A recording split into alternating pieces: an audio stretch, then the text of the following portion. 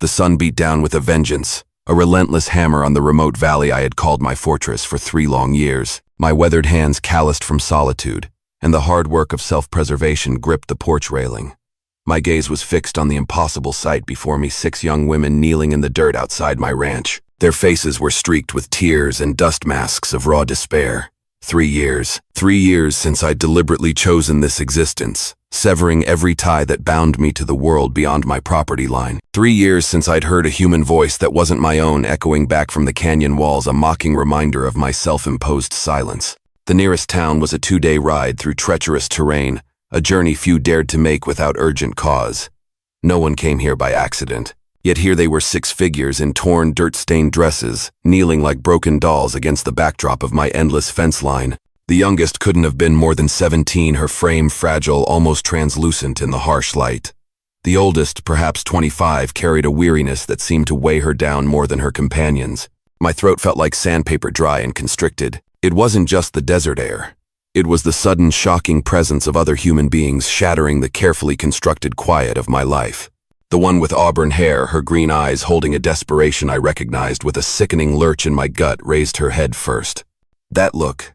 I'd spent years trying to forget it, trying to bury the memory of another pair of eyes just as desperate. She opened her mouth to speak, but only a whispered croak emerged. A sound so fragile it barely reached me across the parched yard.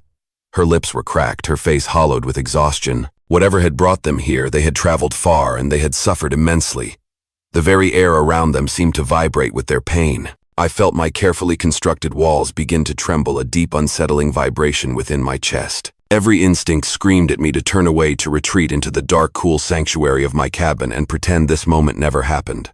I'd learned the hard way that helping others only led to pain, to betrayal, to loss. Trust was a luxury I could no longer afford. The safest place, I had convinced myself, was alone. Always alone. But as the auburn-haired woman struggled to stand, swaying dangerously like a sapling in a gale, something stirred in my chest, a feeling I'd buried so deep, so thoroughly, that I'd almost convinced myself it was dead. It was a flicker of something akin to compassion, a spark of the man I used to be. The feeling that maybe, just maybe, running away wasn't the same as being safe. She took another step forward, her voice barely audible across the distance between us, a raw, ragged sound. Her words, when they came, would shatter the silence I'd built around myself like armor, and once spoken, there would be no taking them back. Because what she was about to tell me would reveal that my 3 years of isolation had been nothing compared to the choice I was about to face. "Please, mister," her voice cracked, but her words, though weak, cut through the desert air like a blade, sharp and undeniable. "We ain't got nowhere else to go. They're hunting us." My knuckles, white against the sun-bleached wood of the porch railing, tightened further. Hunting. The word triggered a cascade of memories I'd spent years suppressing, a torrent of images I fought to keep buried. Another woman. Another desperate plea. Another moment when I'd made the wrong choice. A choice that had haunted every waking moment and every restless dream. My jaw clenched so hard it ached, a dull throb behind my ears. "You need to leave," I called back, my voice a rusty rasp, unused to the effort of speech. "I can't help you." The words felt foreign on my tongue, hollow and unconvincing even to my own ears. But even as I uttered them, my eyes, sharpened by years of scanning the horizon for the slightest disturbance, noticed details that made my stomach twist with dread. The woman's dress wasn't just torn. It was shredded in places that suggested violence, not just wear. Dark, ominous stains marked the fabric, some that looked suspiciously like dried blood. A grim testament to horrors I could only imagine. The other 5 women bore similar signs of rough treatment. Bruises blooming on their skin, clothes, ripped hair matted with grime. Whatever they were running from, it had already caught up to them, once leaving its brutal mark. She stumbled forward another step, her hand pressed tightly to her side. When she pulled it away, I saw it. Fresh blood, a vibrant, terrifying red seeping through her fingers, staining the pale fabric of her dress. My breath caught in my throat, a sudden sharp gasp. She was wounded. Maybe badly. They all looked half dead from exhaustion and dehydration, their eyes sunken, their movements sluggish. "They took our wagon 3 days back," she continued, her voice growing weaker, a mere thread of sound. "Killed our guide. Said they'd do worse if they caught us again." Her gaze, though clouded with pain, held a desperate plea that pierced through my hardened shell. "You're our last hope, mister. The only soul between here and the border." Border. The word hit me like a physical blow, a punch to the gut. These weren't just travelers in distress, lost and broken. They were fugitives. Whatever trouble they carried with them, whatever dark shadow pursued them, would become my trouble the moment I offered them shelter. I'd learned that lesson once before, a lesson etched in fire and blood, and it had cost me everything that mattered. But as I watched the woman sway on her feet, her face growing paler by the second, something inside me cracked. A fissure in the fortress I'd built around my heart. She was going to collapse. They all were. And if I sent them away now, if I turned my back on them, I'd be signing their death warrants just as surely as if I'd pulled a trigger myself. The thought was a bitter taste in my mouth, a stark reminder of the past I so desperately tried to escape. Her legs buckled, then giving way beneath her.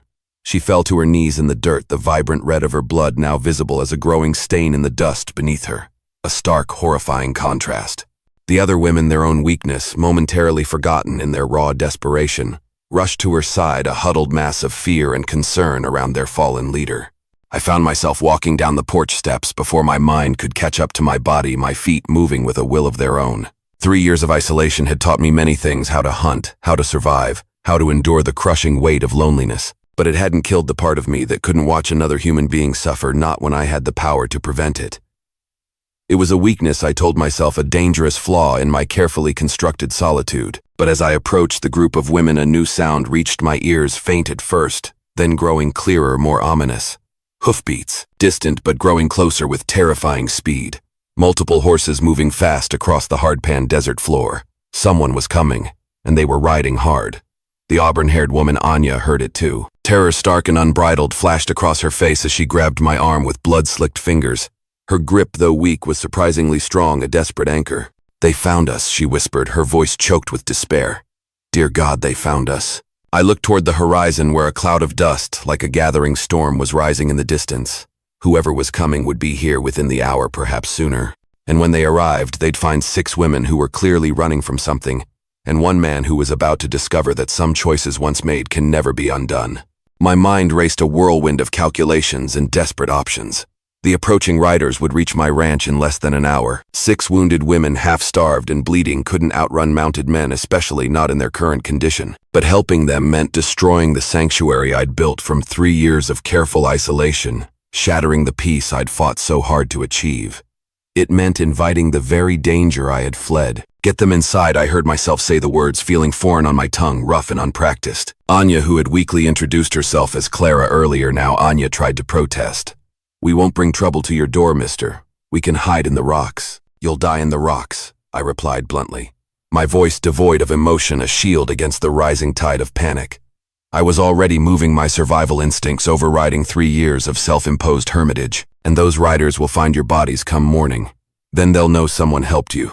The logic was brutal, undeniable. I gathered the weakest woman into my arms, a blonde barely out of girlhood, who seemed to be burning with fever. Her weight shocked me. She was nothing but skin and bones, lighter than a feed sack. When had I last held another human being? The memory felt like touching a flame, a searing pain that brought with it a wave of forgotten grief. The other women, clutching each other for support, stumbled toward my cabin, a desperate limping procession. As they moved, I noticed details that made my jaw clench. With a cold, simmering anger, rope burns on their wrists, raw and chafed. Bruises in the shape of fingers around their throats, dark and ugly. These weren't just fugitives. They were victims, brutalized, abused. The sight ignited a spark of fury within me, a dangerous, long-dormant fire. Inside the one-room cabin that had been my entire world for 3 years, the women collapsed onto whatever surfaces they could find. The floor, the single worn chair, the edge of my cot. The contrast was jarring. My space, which had felt appropriately sparse for a man who wanted nothing from the world, now seemed painfully small and inadequate for 6 desperate souls. The air, once still and quiet, now thrummed with their ragged breathing, their whispered fears. Anya pressed her hand harder against her wounded side as she looked around the cabin, her eyes, though dulled by pain, sharp with observation. She took in the single bed, the minimal furniture, the complete absence of anything that suggested a woman had ever lived here. "You're alone," she said, her voice a mere whisper. But it wasn't a question. It was a statement of stark, undeniable fact. "By choice," I replied, already moving to barricade the windows, dragging heavy planks across them, securing them with rusty nails. The wood groaned in protest, a sound that echoed the protest within my own soul. "And you're about to find out why." Through the gaps in the wooden shutters, I could see the dust cloud growing larger, closer. The riders were pushing hard, which meant they were either desperate to catch their quarry or confident they were close. Neither possibility boded well. "Who are they?" I asked Anya, as I checked my rifle, the familiar weight of the weapon feeling strange in my hands after so long. It was a part of me I had deliberately put away, a tool of a life I had sworn to abandon. But muscle memory, honed by years of necessity, was returning the cold steel a comforting presence. Anya's face went pale, her eyes wide with remembered horror. Slavers, she whispered the word, a venomous hiss. They bought us from a man who promised us work in the territories. Said we'd be teachers and seamstresses. She gestured to her torn dress, her bruised throat, the raw, ugly marks of their captivity. Instead, a shard of ice formed in my veins, spreading through my chest, chilling me to the bone. Slavers, the worst kind of predator. The kind that saw human beings as livestock to be bought and sold. The kind that would kill anyone who stood between them and their property without a second thought, without a flicker of conscience. The hoofbeats were close enough now that I could distinguish individual horses, the rhythmic thudding, a drumbeat of approaching doom. At least 6 riders, maybe more. Professional men, I could tell by the coordinated rhythm of their approach, men who wouldn't be deterred by a single rancher's defiance. As Anya struggled to stand, her face twisted with pain and grim determination, she said something that made my blood run cold, something that twisted the ice in my veins into a knot of dread. There's something else you need to know, something that makes this worse than you think. Anya's next words hit me like a physical blow, a sudden brutal impact that stole the air from my lungs. The man who sold us to the slavers, he's a federal marshal, badge and everything. Name of Silas Kane. The rifle nearly slipped from my hands, my grip weakening with the shock. A federal marshal. That changed everything. These weren't just lawless raiders I could drive off with, superior firepower men who operated outside the law. If a man with a badge was involved, it meant the corruption ran deep, all the way up to territorial authority. It meant the law itself was twisted, a tool for their vile trade. That's why we can't go to the law. Anya continued, her voice growing weaker, as blood continued to seep between her fingers, a steady, horrifying pulse. Kane's got connections in 3 territories. Anyone we report to, he'll hear about it first. Then we disappear. Permanent. Through the narrow gaps in the window shutters, I could now make out individual riders cresting the ridge that overlooked my valley. 6 men on horseback, moving with the confidence of hunters who'd cornered their prey. One of them, the lead rider, wore something that glinted in the sunlight, a mocking flash of light. A badge. I felt the familiar crushing weight of impossible choices settling on my shoulders, a burden I thought I had shed. Help these women and become a target myself, drawing the full merciless wrath of men like Kane. Turn them away and watch them die, knowing I had the power to intervene. Either path led to consequences I wasn't sure I could live with. But one path, the path of turning them away, was a path I had walked before, and it had led to an abyss of guilt. There's a root cellar, I said. Finally, my voice rough with decision, the words forced past the knot in my throat. Behind the cabin under a false floor. It's where I store supplies for winter. You can hide there. But Anya shook her head, her eyes filled with a chilling certainty. They'll search everywhere. These men, they're thorough. They've been tracking us for days, and they know their business. The youngest woman, the one with the fever, suddenly spoke for the first time. Her voice was barely a whisper, thin and reedy, but her words cut through the tension like a knife, sharp and cold. He's right to be scared. We bring death wherever we go. I looked at her more closely, truly saw her. Her corn silk hair, her blue eyes that held too much knowledge for someone so young, too much weariness. She couldn't be more than 16. What kind of monsters sold children? The question burned in my mind, a searing indictment of the world I had tried to escape. The hoofbeats were close enough now that I could hear leather creaking, the jingle of spurs, men calling to each other in low, guttural voices. They were spreading out, surrounding the ranch with military precision. Professional kidnappers, I realized with a sickening certainty, men who had done this many times before, efficient and ruthless. Listen to me, I said, my voice steady despite the chaos raging in my mind, the frantic calculations of a desperate man. I need to know exactly what we're dealing with. How many men? What weapons? How far will they go? Anya met my eyes, and I saw a depth of suffering there that made my own 3 years of self-imposed exile seem like a vacation, a trivial escape. They'll burn this place to the ground if they have to, she said, her voice devoid of hope, only grim resignation. Kill anyone who stands in their way. These ain't men with consciences, mister. They're devils in human skin. Through the shutter slats, I caught my first clear glimpse of the lead rider, Marshal Silas Kane. The man sat his horse like he owned the world, a predator surveying his domain. His badge, a symbol of authority, caught the light glinting with a malevolent sheen as he surveyed the ranch buildings. Even at a distance, I could see the cold calculation in his posture, the predatory gleam in his eyes. This was the federal marshal who sold human beings for profit. This was the devil Anya spoke of. The riders had stopped just outside rifle range, a calculated distance, close enough to communicate but far enough to avoid immediate danger. Kane raised his voice, and his words, amplified by the stillness of the desert air, carried clearly across the yard, cutting through the tension like a whip. "Afternoon, friend. We're looking for some runaway property. 6 women who stole themselves from their rightful owners. You seen anyone like that around here?" His tone was deceptively cordial. A wolf in sheep's clothing. I stepped onto my porch rifle, held loosely in my hands but ready.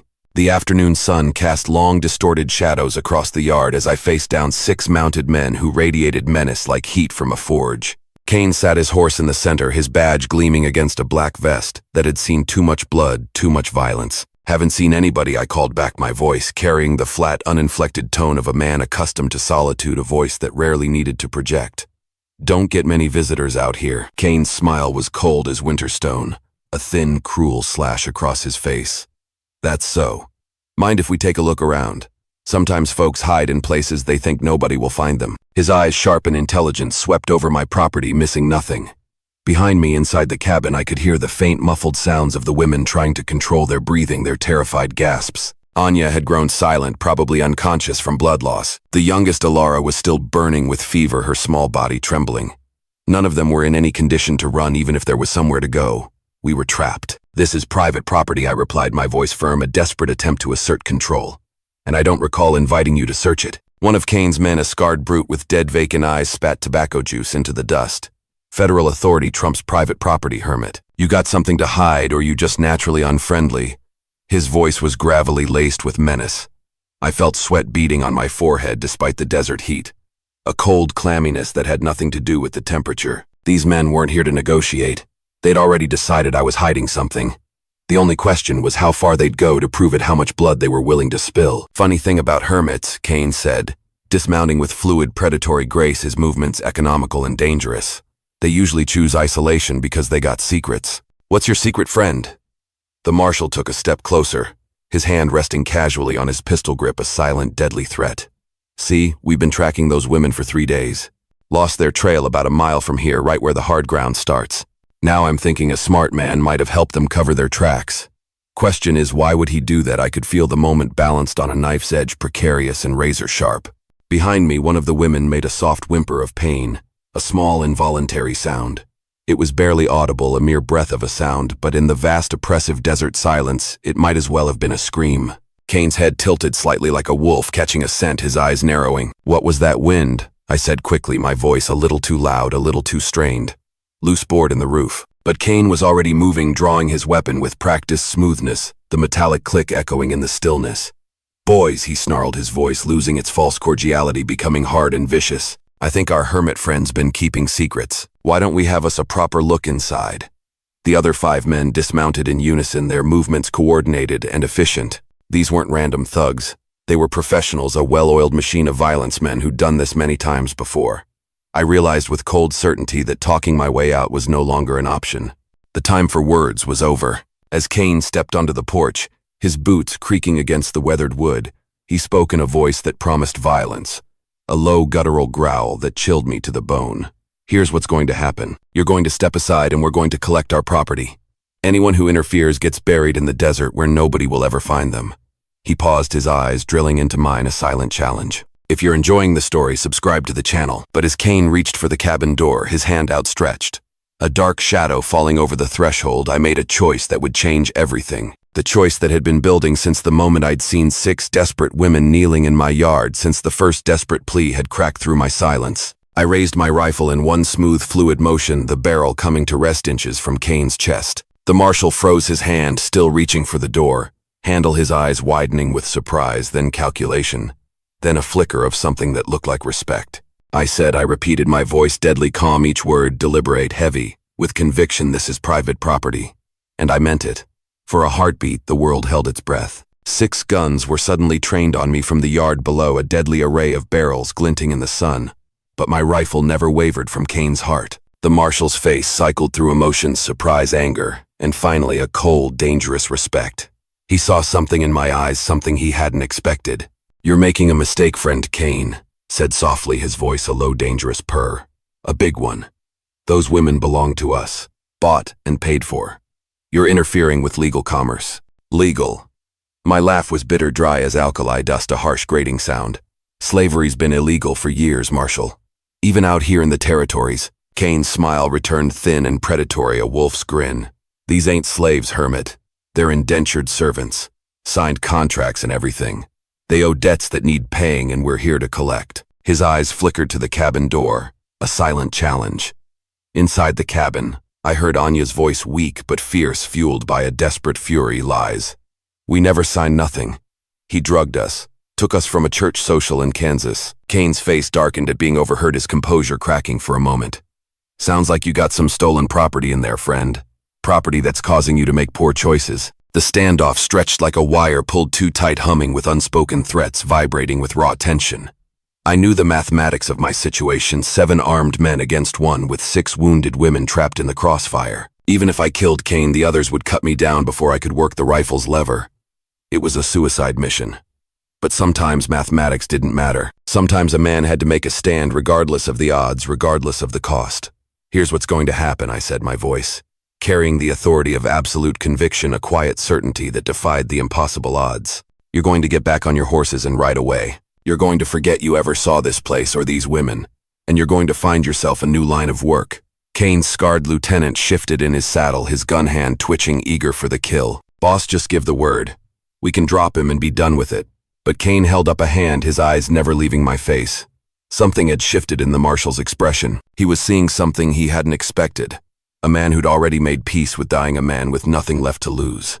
And that made me dangerous. You know what I think, Kane said slowly, his voice a low probing whisper designed to unnerve. I think you got history with situations like this. I think maybe you failed to help someone once before and now you're trying to make up for it. The words hit me like physical blows, each one a hammer stroke against my carefully constructed defenses. I felt my carefully buried memories clawing their way to the surface, a desperate, suffocating surge of pain and regret. Another woman, another desperate plea for help. Another moment when I'd chosen safety over courage and watched someone die for my cowardice. The memory was a fresh wound bleeding anew. Touched a nerve, did I? Kane pressed, his voice laced with malicious satisfaction. What was her name? Wife, sister, daughter? Someone you let down when it mattered. My grip tightened on the rifle, my knuckles white, but my aim never wavered. The name, a sacred whisper, escaped my lips. Her name was Lily. She was my wife. And I won't make the same mistake twice. Kane nodded, a slow, deliberate movement, as if something important had been confirmed, a missing piece of a puzzle falling into place. Lily. Pretty name. Bet she died screaming, knowing you were too much of a coward to save her. The rage that exploded in my chest nearly cost me everything. It was a white-hot consuming inferno, burning away 3 years of carefully cultivated numbness. For a split second, my finger tensed on the trigger, ready to end Silas Kane's life, regardless of consequences, ready to unleash the beast I had kept caged. But in that moment of blinding fury, I heard something that changed everything. Anya's voice from inside the cabin, barely a whisper, but carrying clearly in the desert air a desperate, defiant cry. That's his name. The man who killed your wife. The words hit me like lightning, striking twice in the same place. A jolt that ripped through my very soul. Silas Kane. The name I'd spent 3 years trying to forget, trying to erase from my memory. The man who'd come to our homestead with promises of protection, who'd demanded Lily as payment when I couldn't meet his extortion fees. The man who'd laughed when I begged for mercy, who'd taken Lily anyway when I refused to fight. The man who had haunted my nightmares, a constant reminder of my failure. Kane's eyes glittered with recognition and sick pleasure, a triumphant gleam. Well, Elias Thorne, the coward of Willow Creek. I wondered what happened to you after you ran away like a whipped dog. The rifle trembled in my hands, but not from fear. It was from the sheer, unadulterated force of 3 years of guilt and rage, focused into a single point of blazing hatred, a weapon forged in the fires of my past. You killed her, I snarled, the words torn from my throat, raw and guttural. I didn't kill her, Kane said with mock innocence, a sickening smirk playing on his lips. You did, by being too yellow to fight for her. She called your name when she died, you know. Wondered where her brave husband had gone. I felt something fundamental crack inside my chest, a shattering sound that echoed in the silence of my soul. The careful walls I'd built around my grief, the rational explanations I'd constructed for my cowardice, the lies I'd told myself about having no choice. All of it crumbled at once, revealing the raw, bleeding wound beneath. But here's the beautiful part, Kane continued, his voice dripping with malicious joy, savoring every word, twisting the knife in my heart. History is about to repeat itself.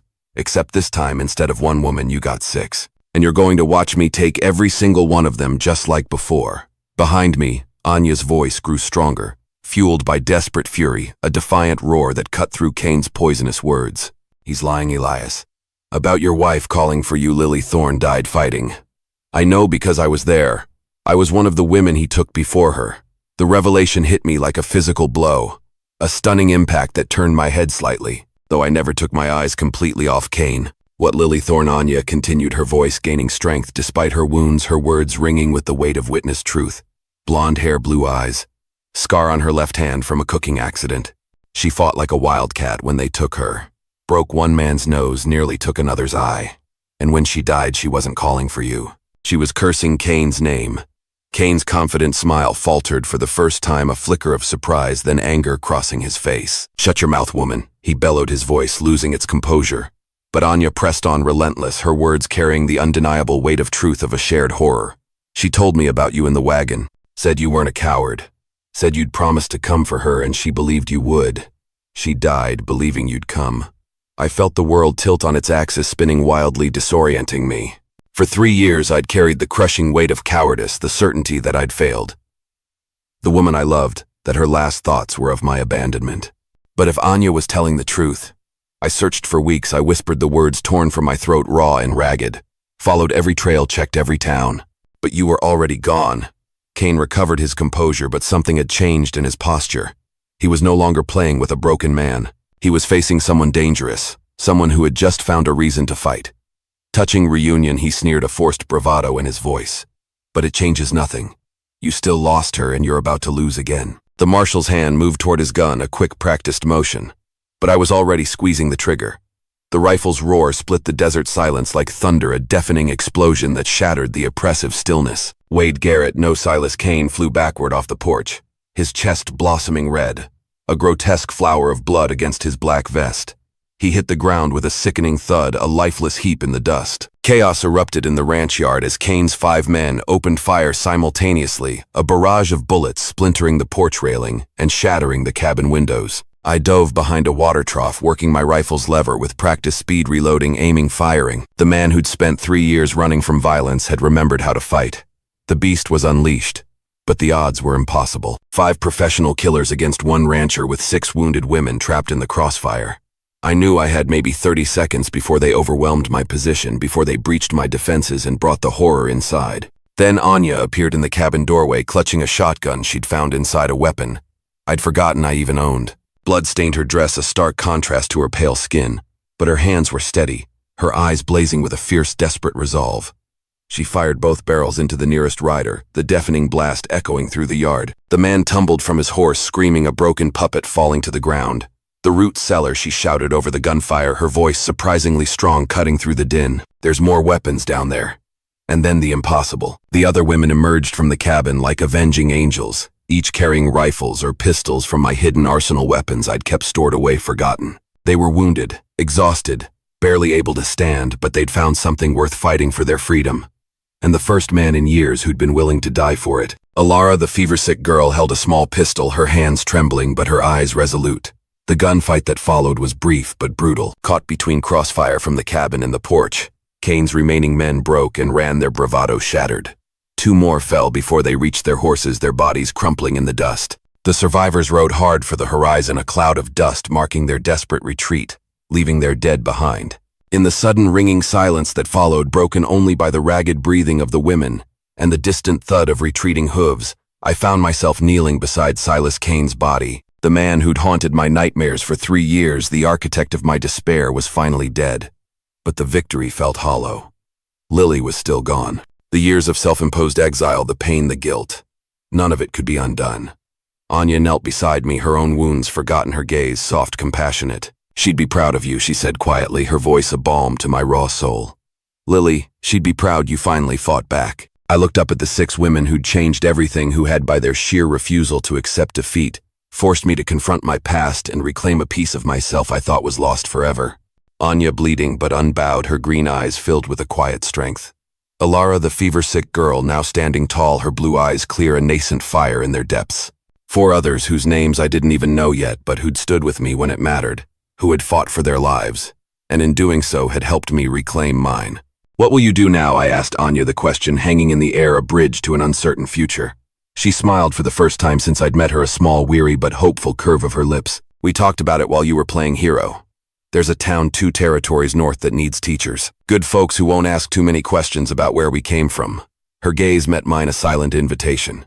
And you, she asked, will you go back to hiding in this valley? I looked around at my ranch, the place that had been both sanctuary and prison for 3 years. The silence I'd treasured, the solitude that had once protected me, now felt empty, rather than peaceful, like another kind of death. The walls I had built had kept me safe, but they had also kept me from living. No, I said, surprised by the certainty in my voice, the conviction that resonated deep within me. I think I've been alone long enough. 6 months later, a one-room schoolhouse in the territory of New Haven welcomed its newest teachers. 6 women who'd learned that freedom was worth any price, and that courage could be found even in the deepest despair. Their friend Elias Thorne built the school with his own hands, crafting each desk and window frame with the same care he'd once used to build walls around his heart. Anya married me on a spring morning when the desert bloomed with wildflowers, a vibrant explosion of color and life. She wore Lily's wedding ring with pride, knowing that some loves are strong enough to bless new beginnings, to intertwine with the past and create a future. Ilara, the fever-sick girl, grew strong and tall, becoming the finest teacher in 3 territories, her laughter echoing through the small schoolhouse. And sometimes on quiet evenings when the wind was just right, carrying the scent of sage and distant rain, I could swear I heard Lily's voice in the desert breeze, a soft whisper telling me she was proud of the man I'd finally chosen to become. The silence was broken not by noise, but by life. The story of Elias Thorne truly conveys a profound and powerful message, as you've observed. It emphasizes that redemption is not merely a singular act, but a continuous process requiring the courage to confront past mistakes and choose a different path. Elias built a fortress of silence to shield himself from pain, but it was the act of helping the women that broke down those walls and allowed him to find healing. The message about never being too old to right wrongs, to extend a helping hand, and to start anew is incredibly meaningful. It reminds us that age or past wounds should not be barriers to compassion and bravery. Sometimes opening our hearts and assisting others is precisely how we find peace and purpose for ourselves. Thank you for sharing this insightful reflection on the story.